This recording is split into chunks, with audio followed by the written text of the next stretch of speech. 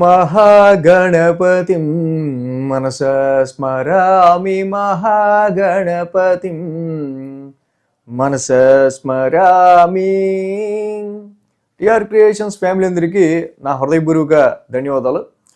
అలాగే ఈ యొక్క మాసంలో 11వ తారీఖు నుంచి 17వ తారీఖు వరకు కూడా, ఈ జనవరి మాసానికి సంబంధించి 11వ తారీఖు నుంచి 17వ తారీఖు వరకు కూడా ఈ వారం రోజులకి ద్వాదశ రాశుల వారికి సంబంధించి రాశి ఫలాలు ఏ విధంగా ఉండబోతున్నాయి అనేది ఇప్పుడు చూద్దాం.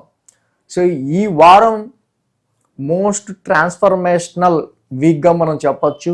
చాలా మార్పులు, చేర్పులు, కదలికలు అనేవి ఈ యొక్క మాసంలో, ప్రత్యేకించి జనవరిలో ఈ యొక్క వారంలో ఎక్కువగా ప్రతి రాశి వారికి చోటు చేసుకోబోతూ ఉన్నాయి.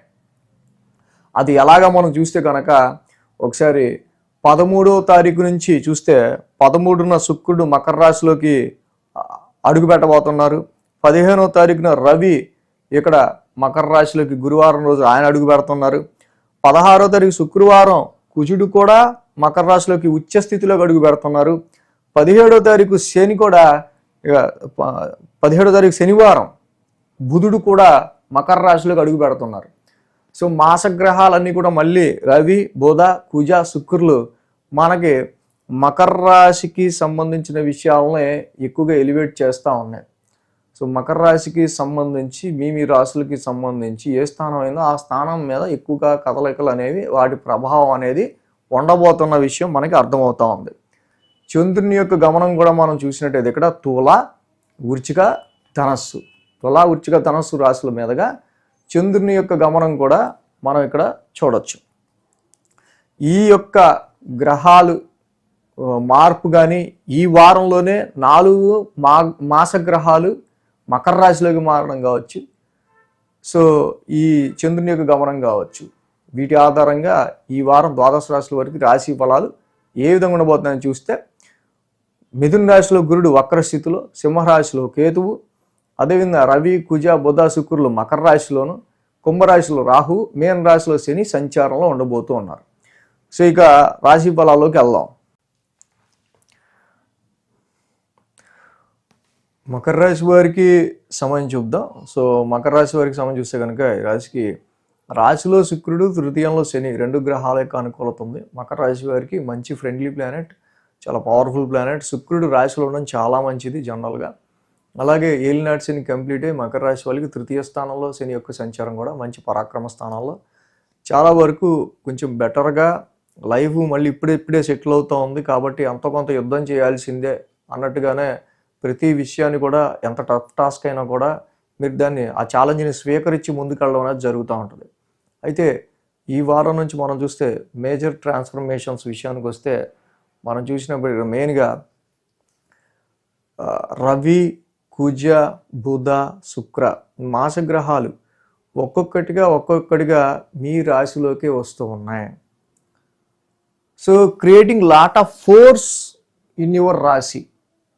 సో ఇక్కడ రవి లాంటి ప్లానెట్, కుజుడు లాంటి ప్లానెట్ ఒక ఇన్ఫ్లుయెన్సివ్, చాలా డామినేటింగ్ ప్లానెట్స్, అండ్ బుధ, శుక్రుడు లాంటి గ్రహాలు ఇవన్నీ కూడా రాశిలోకి రావటం. సో చాలా వరకు కొంచెం ఫోర్స్ఫుల్ వర్క్ అనేది ఎక్కువగా మనకి ఈ వారం నుంచి క్రమక్రమంగా పెరుగుతూ వెళ్ళే ఆస్కారాలు మకర రాశికి ఎక్కువగా కనిపిస్తూ ఉన్నాయి. ఏదైతే రాశిలో శుక్రుడు మంచి యోగకారకుడు జనరలైజ్డ్గా. సో కాబట్టి శుక్రుడి యొక్క సంచారం మంచి ప్లెజెంట్నెస్ని, చాలా వరకు మంచి అపీరియన్స్ని కొంతవరకు క్రియేట్ చేస్తూ ఉన్నప్పటికీ కూడా రవి, కుజుల్ లాంటి short tempered and aggressive fiery planets రాశిలో ఉండడం వల్ల అటు బాస్కి సంబంధించి కావచ్చు, ఇన్ఫ్లుయెన్సివ్ వ్యక్తులకి సంబంధించి కావచ్చు, సమ్ ప్రెషర్ అనేది మీ వైపు ఎక్కువగా వస్తూ ఉండే ఆస్కారాలు మకర రాశికి. సో దీనివల్ల చాలా వరకు, అంటే అది పిల్లల రీత్యా, ఇంట్లో కుటుంబ సభ్యుల రీత్యా ఇవి ఫోర్స్ఫుల్గా మీకు రావటం. సో ఇది reflecting on your 7th house. So కాబట్టి మ్యారిటల్ లైఫ్కి సంబంధించిన విషయాల్లో కొంత అన్యోన్యతకి సంబంధించి కావచ్చు, బిజినెస్ లైఫ్కి సంబంధించిన విషయాల్లో కావచ్చు, క్లోజ్ రిలేషన్స్ విషయాల్లో కావచ్చు, ఈ ఫోర్స్ఫుల్నెస్ చిరాకు తెప్పిస్తూ ఉంటుంది ఎవడన్నా మాట్లాడుతూ ఉంటే. ఎందుకంటే మనకి అంటే ఇమీడియట్ హెడ్స్, బాసులు లాంటి వాళ్ళే మన నెత్తి మీద కూర్చుంటే ఎట్లా ఉంటుంది. సో ఫస్ట్ ఆ వర్క్ డన్ అవ్వాలి, ఫస్ట్ ఆ వర్క్ మేజర్ అవ్వాలంట. అంటే సమ్ ఇంపార్టెంట్ వర్క్స్ అనేవి మీకు ఫోర్స్ఫుల్గా రావటం వల్ల కొంచెం ఇరిటేటింగ్గా ఉంటుంది. ఈ రాశికి 10, 11, 12 స్థానాల మీదుగా చంద్రుని యొక్క సంచారం జరుగుతూ ఉంది. ఆది, సోమ, మంగళ, బుధ, గురు 5 రోజులు కూడా ఈ రాశి వాళ్ళకి చంద్రబలం అనుకూలంగా ఉంది. దశమ స్థానంలో చంద్రుని యొక్క సంచారం అనుకూలంగా ఉంది. ఆ రాశి అధిపతి శుక్రుడు కూడా ఇక్కడ రాశిలో ఉన్నారు. ఓకే, కంపేర్ టు ఆది సోమవారాలు సంవాట్ ఓకే. కానీ మంగళ బుధ గురువారాల నుంచి కూడా కుజుడి ఎంట్రన్స్ రాశిలోకి అవటం ఈ రాశి వాళ్ళకి మేజర్గా, సో ఫ్రెండ్స్ త్రూ కావచ్చు, నెట్వర్క్స్ త్రూ కావచ్చు, కొంచెం ఒక రకమైన డామినేటింగ్ వ్యక్తుల యొక్క ఇన్ఫ్లుయెన్స్ మీ మీద ఎక్కువ ఫోర్స్ఫుల్గా ఉంటాం. ఇలాంటివి ఇందాక నేను చెప్పినవి కొంత మైండ్కి కొంచెం బరువుగా హెక్టిక్గా అనిపించడం అనేది మనకి మంగళ బుధ గురువారంలో కనిపిస్తుంది. శుక్ర శనివారంలో ఇక 1000 స్థానంలో చంద్రుని యొక్క సంచారం. ఆల్రెడీ గురువు గారు రెట్రాగ్రేషన్లో 6th హౌస్లో నడుస్తూ ఉన్నారు. సో కాబట్టి రోగాలు తిరగబెట్టకుండా, ఆరోగ్య పరిస్థితులకు సంబంధించిన విషయాల్లో కొంచెం కేర్ తీసుకుంటా, శత్రువుల్ని పెంచుకోకుండా, కాన్ఫ్లిక్ట్స్ని డ్రాగ్ చేయకుండా, వివాదాలని డ్రాగ్ చేయకుండా, ఎక్కడికక్కడ దేనికి దాన్ని పులి స్టాప్ పెట్టుకుంటా, దీన్ని ఎక్స్పాండ్ చేయకుండా, వివాదాన్ని కానీ లిటిగేషన్స్ కానీ చిరాకుల్ని ఎక్స్పాండ్ చేసుకోకుండా ఉండడం అనేది మంచిది. బట్ శుక్ర శనివారాలు కొంచెం మెడికల్గా కానీ, ఆరోగ్యరీత్యా కానీ, లోన్స్ విషయాల్లో కానీ కొంచెం వీటి విషయాల్లో కొంచెం జాగ్రత్తగా ఉండటం అనేది మంచిది. చంద్రుడు కూడా 1000 స్థానం సంచారంలో ఉండడం కొంచెం మెంటల్ టెన్స్డ్ ఫీలింగ్స్ అనేవి ఉంటాయి. క్రమక్రమంగా ఈ రాశిలోకి మళ్ళీ అన్ని గ్రహాలు వస్తూ ఉంటాయి కాబట్టి కొంచెం ఇంపాక్ట్ అనేది పెరుగుతూ ఉంటుంది రాశి మీద. సో కాబట్టి కూల్గా, మైండ్ని కూల్గా, అంటే మనకి జలుబు చేసినప్పుడు తలకాయ పట్టేసినట్టు ఎలా ఉంటుందో అంత హెక్టిక్ వర్క్ మీద పడిపోవటం అనేది మెయిన్గా మనం ఇక్కడ గమనించదగిన విషయం. మాసగ్రహాలన్నీ రాశిలోకి రావటం. సో ఇది గమనించి మ్యారేజ్ మ్యాచ్ చూద్దామన్నా కూడా, మ్యారేజ్ మ్యాచెస్ చూద్దామన్నా కూడా అంత ఇంట్రెస్ట్ ఉండదు. ఇందుకు గురుబలం లేదు ఒక పక్కన, ఇంకో పక్క ఈ రాశిలో ఈ గ్రహాలను ఒక స్ట్రెయిన్ క్రియేట్ చేస్తున్నాయి. ముందు నాకున్న ఒత్తిడి నాకుంది, కాసేపు ఆపండి దీని గోళ అన్నట్టుగా కొన్ని పరిస్థితులు ఉంటాయి. సో కాబట్టి ఇక్కడ తీసుకున్న లోన్స్ కానీ, కొన్ని ఆరోగ్య ఒత్తిళ్ళు కానీ ఇలాంటివి కొంచెం మీదకు వస్తూ ఉంటాయి. కాబట్టి వీటి విషయాల్లో కొంచెం జాగ్రత్తగా, కేర్ఫుల్గా, కామ్గా, కూల్గా డెసిషన్ తీసుకుంటుండడం అనేది మంచిది.